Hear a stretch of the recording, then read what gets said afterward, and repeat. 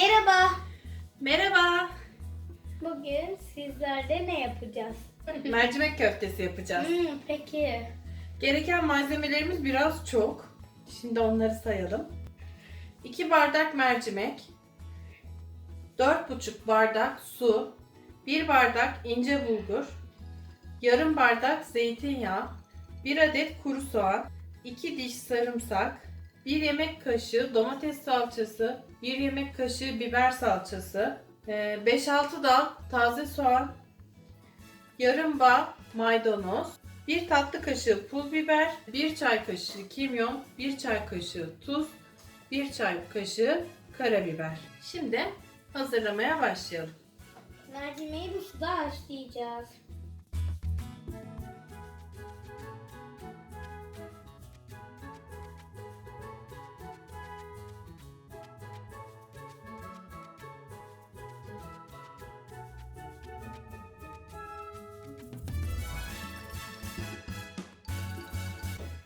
Mercimek haşlanırken ben bir yandan doğranacak malzemeleri doğrayayım. Soğanı önceden doğramıştım. Sarımsağı ince doğrayacağım. Bir de maydanoz ve taze soğan doğranacak.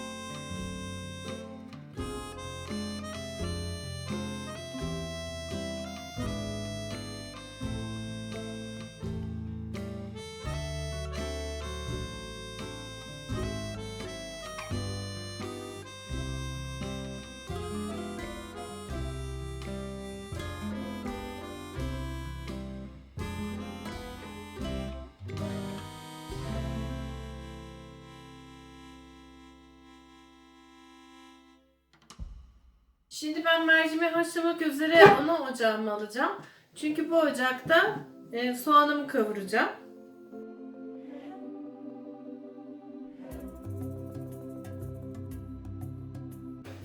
Evet. Mercimek yumuşacık olana kadar haşlanacak.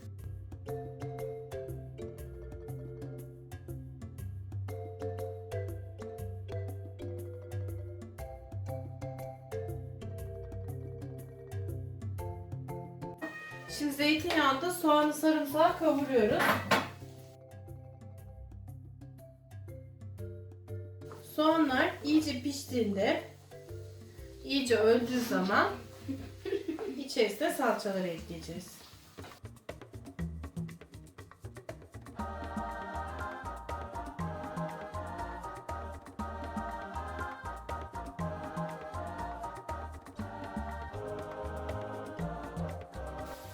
Şu anda bir tarafta mercimek haşlanıyor, bir tarafta yağda soğan ve sarımsak kavruluyor.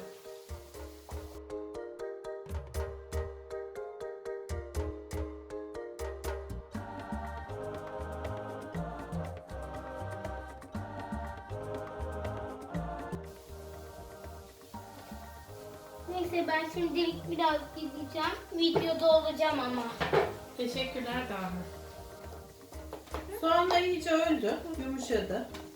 İstediğimiz kıvama geldi. Şöyle 1-2 dakika daha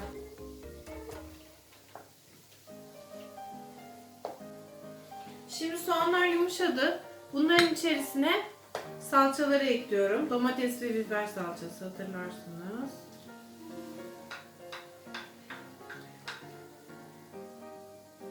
Salçayı iyice yedireceğim.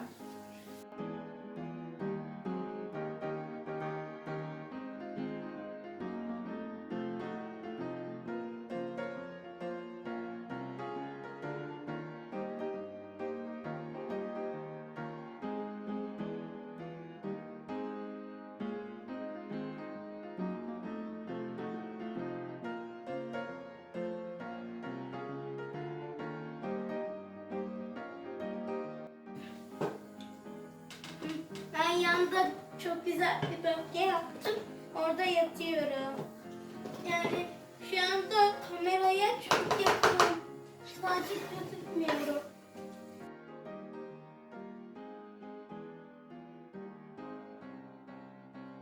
İsterseniz size el sallayabilirim. Merhaba.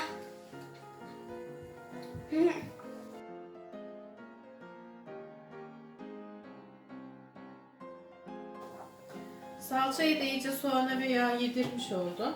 Şimdi baharatlarımı, tuzumu koyuyorum. Karabiber, tuz, pul biber, kimyon. Hepsini soğan, yağ ve salça olan ve sarımsak olan karışımın içine ekledim. Yani sosuna.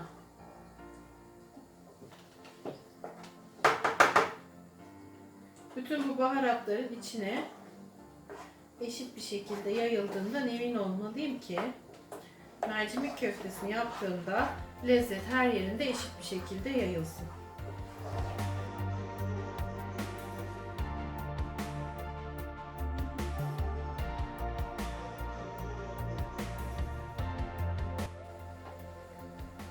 Evet, bu ocağın altını kapatıyorum. Sosum hazır.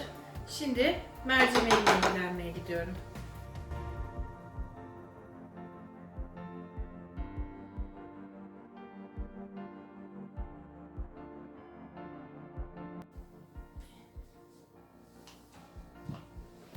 Şimdi mercimeğimi haşladım. Yumuşak olduğunu teyit ettim bir parça alarak. İçerisinde biraz suyu kalmış olması gerekiyor mutlaka. Bakın çok az su var içerisinde. Yine el salladım. Gördüğünüz gibi. O su bize lazım. İnce bulguru döküyorum. Ve iyice karıştırıyorum.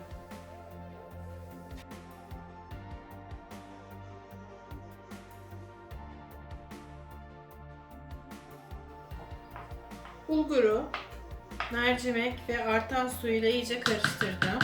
Şimdi tencerenin kapağını kapatacağım. Ve 10-15 dakika dinlenmeye bırakıyorum.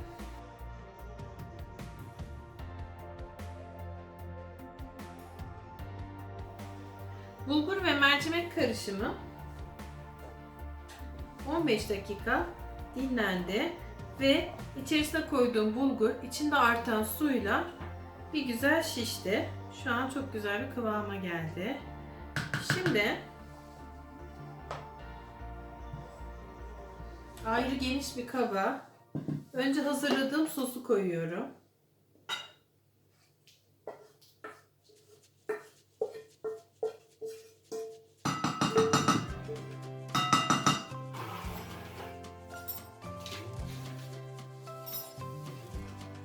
Mercimekle bulgur üzerine ekliyorum.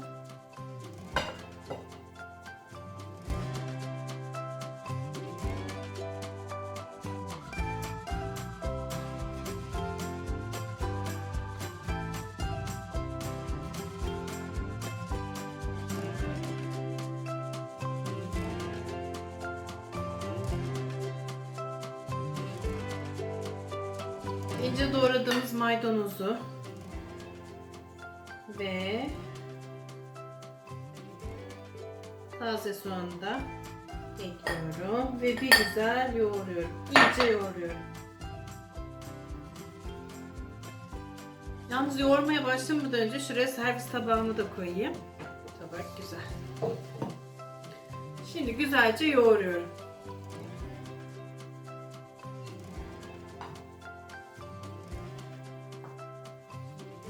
Önce biraz kaşıkla karıştıracağım çünkü hala çok sıcak. Ellerim yandı.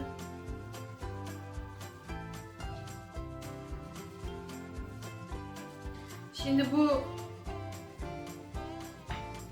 kırmızı mercimek ve bulgur karışımının hala sıcaklığıyla içine koyduğumuz diri durumdaki taze soğanlar da hafif yumuşayacak. Ama tam da diriliğini kaybetmeyecek. İstediğimiz kıvama gelecek. O yüzden bunlar henüz sıcakken soğanı eklememiz önemli.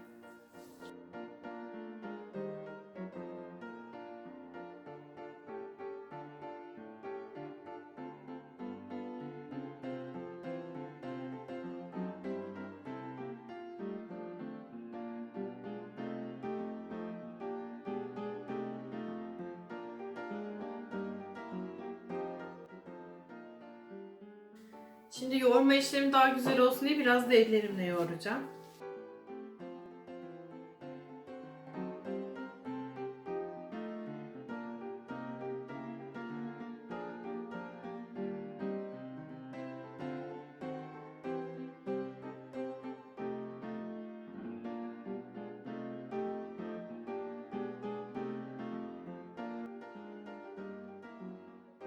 Bu aşamadayken bir kaşık tadına bakabiliriz. Eğer tuz ya da baharatı eksikse ekleyebiliriz.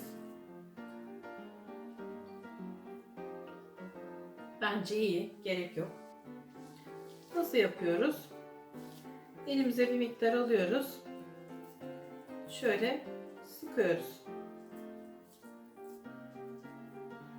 Canım yuvarlak köfte yapmak istiyor. Pek alışkın değilim böyle formu bozuk şeylere ama bunda özelliği yamuk formda olması. Bir böyle sıkıyorum, bir böyle sıkıyorum. Evet, bu şekilde koyuyorum.